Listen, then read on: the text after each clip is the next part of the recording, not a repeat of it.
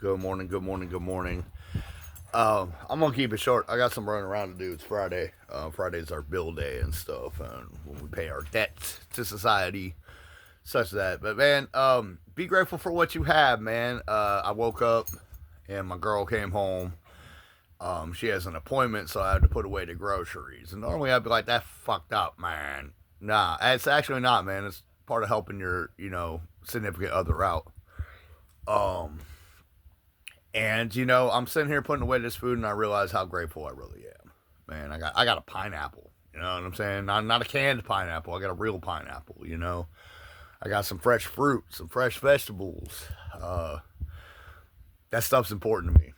You know, um, just eating healthy and stuff like that, and trying to do some retribution for the damage I did to my body with the alcohol and drugs for all these years.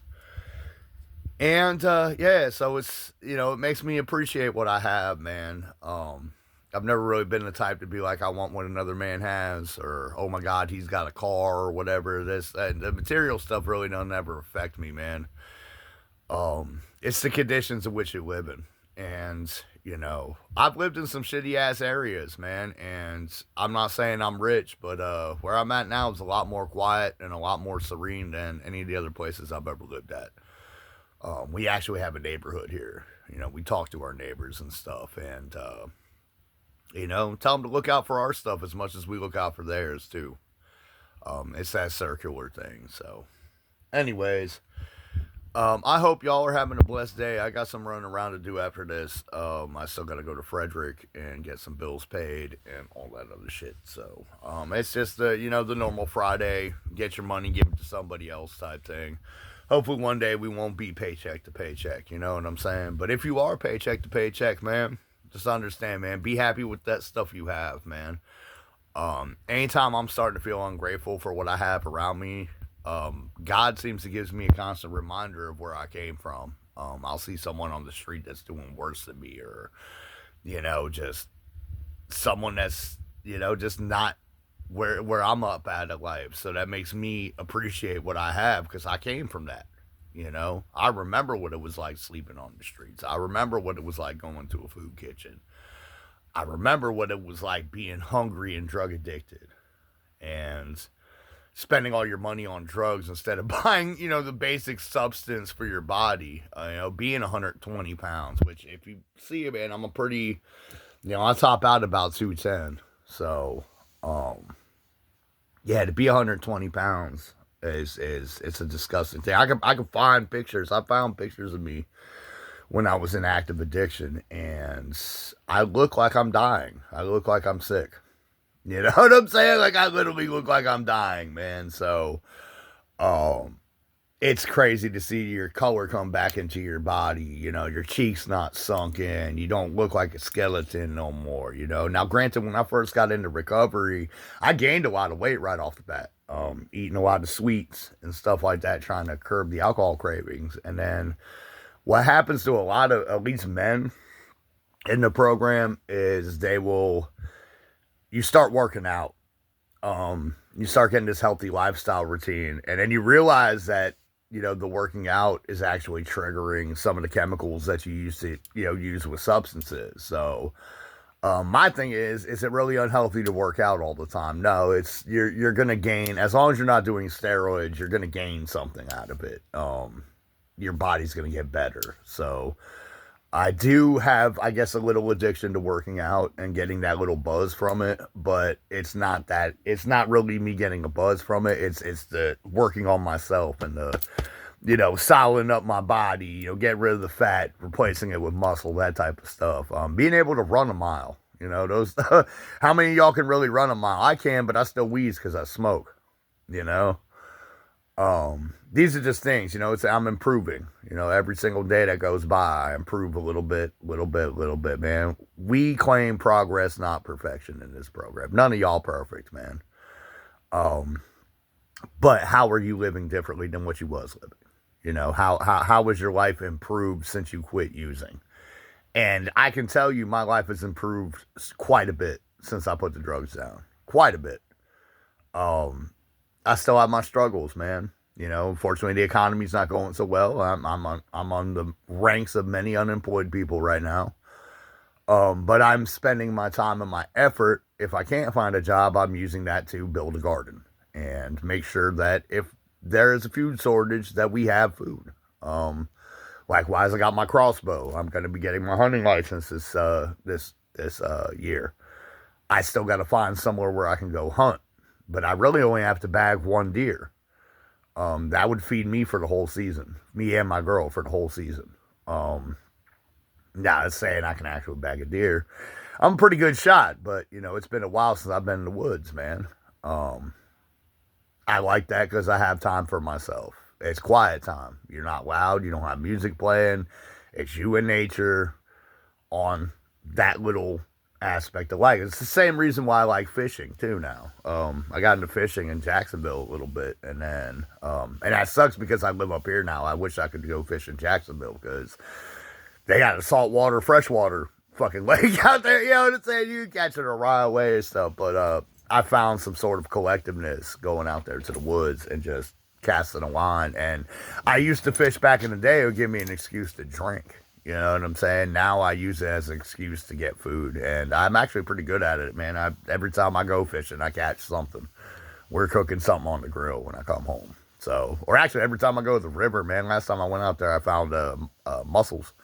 And we cooked a bunch of mussels on the grill and stuff. They're pretty good. They're all right. Not my bag of tea. Not my stuff that I normally like to eat. So, but if it came down to survival, I know I'm not gonna starve. So, it's one of those things. But hopefully, y'all having a blessed day. Hopefully, you're grateful for what you have, and you know, you try to put all that childish shit away and go on to the next level, man. You know, I pray for all of you. I pray for every single one of y'all out there.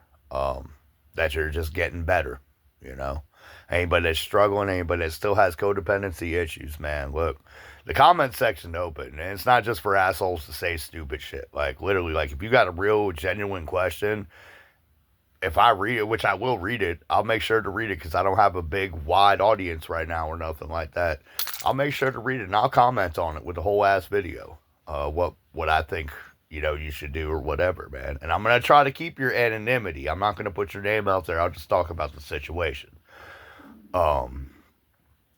And that helps me, you know. And that's how this whole program is circular. It's a circular thing. Like you go to 12, once you get to 12, you go back to 1 again. You get your reminder of why you're an alcoholic, and you just keep going like that.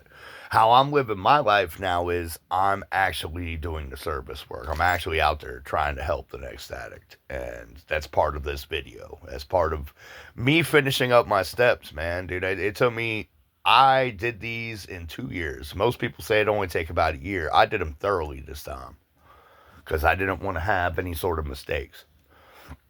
I wanted to be thorough with what I was trying to do. And with that, it allowed me to really dig deep. And actually, it's an ongoing progress. I was talking to my buddy Joey the other day, and we started. I've known Joey since 2001. Like we used to go to raves together. He's one of the few people that survived the rave scene with me and shit. And we got into contact when I got out of jail in Virginia and started talking again. And honest to God, he's probably my best friend now. You know, now that Jay died, he's really there for me. And it's funny, he started working his program a couple months before I did mine. And I don't know if that's just, you know, the world working in the way we need to work it. But when he got clean, I kind of used it as a way to be like, well, you know what? Maybe, you know, actually it was when I got arrested, I'm sitting in the ADSEG and his ass told me I'm exactly where the fuck I need to be. I got so mad at this man. Yo, you have no idea, man. And I had 3 days to sit in a fucking cell by myself and think about what this man was talking about. Literally, it was just me and my thoughts, right? And I had to call him back and be like, you know what? You're probably right. I do have a drinking problem, you know? And that right there, my friends, is the first step of this program. When you finally be like, dude, when I went to that meeting and got my sponsor, May 6th of 2023, when I went up there and I raised my hand and said, I'm done. I'm fucking done with this shit. I need somebody with a large amount of time that can help me walk me through this. And by the blessing of God, I got a good sponsor. Now, in the back of my head, I know reality too. My sponsor's very old. Both him and his wife has cancer. Not to put their business out there. At some point, you know, I'm gonna have to probably look for a new sponsor at some point. You know, right now is not the issue. Now it's funny because I'm dealing with this. I have my counselor. My counselor the other day told me they don't accept my insurance. Not a big deal. The old me would have pined about that shit because I'm real close to my counselor. Like I told her some shit that I probably never told anybody else, you know, under that anonymity in law. And my response to it was, well, I guess that's just what it is. And I just went back to the old place I went to before where I first met her through. She went to a different company. That's basically what happened. She went to a different company. I tried to follow with her because she knew the most about me. Now I got to start over from the beginning. But here's where it's funny. It's just like the steps. It's just like coming to the end of the 12th step and being like, I got to go back to 1. So instead of losing my shit over it, I've just accepted the fact that, hey man, I got to get a new counselor. And hopefully this counselor, it's either going to be worse or good. That's the end of it. And the funny thing is, my girl had to go through this a couple years ago, but I wasn't equipped to be able to have any sort of real knowledge on it, you know, because I've never been in that situation. Now here I've been in that situation, and I actually I toppled it. I was just like, oh well, you know. And the cool thing is, man, you know, she gave me her number. So, like, maybe I'll just call her to hang out, you know? Who knows, man? You know, it's, I might see him around town. Frederick's not a big thing. Now, granted, I'm not out at nighttime, so I'm not around any of the nightlife and shit out here. Although, me and my girl have been talking about going to a comedy show here soon, because we're both real big fans of comedy. And I already know I'm a target because I got these fucked up ass teeth. So, you know what I'm saying? But I'm going to laugh with them instead of fucking getting mad. You know, that'd be a fucking... That would be a test on my anger abilities, you know? So, anyways, I got some shit to do. I just wanted to be brief with y'all. Hopefully y'all finding your happiness for today, man. I'm hoping and praying for everybody that watch this channel, everybody that watch me go through this little journey on my life, man. I'm praying for all y'all too. Understand that. There's a big power in that. Whatever you're praying to, man, it don't got to be this God, that God, whatever, man. Your concept of God is yours. You know what I'm saying? And don't let anybody ever tell you what it is or what it's not.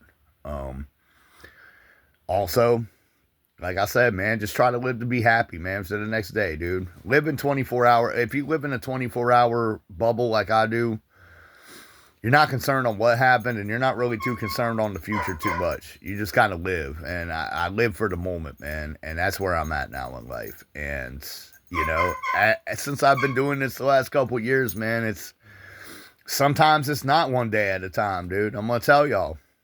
I've had days where it was minutes at a time, seconds at a time. And I got through it with the help of my network and the help of the people around me that I've learned to start trusting. You can't really trust people in the drug world, man. It's actually something you shouldn't do. There's a lot of betrayal in that. With or without police or whatever, man. That's just what it is, man. People be backstabbing each other all the fucking time in that narrative. So I got people that actually give a fuck about me now. And it's weird to see that in all the years that I was on the streets where I thought people fucked with me and they didn't. Because we were all addicted to the same chemicals. You know? Your whole world perspective changes when you get on this path. And like I said, I do this for nobody but myself. This whole thing is not for likes. It's not for this. It's to help the next person, man. You know, if it blows up, cool. If it doesn't, I don't care. I'm still going to keep doing it every day. So, that's just what it is, man. Hopefully, y'all have a blessed day. I got to go and get this stuff started. I'm running out of time. So, I will talk to y'all later, man. Have a blessed one.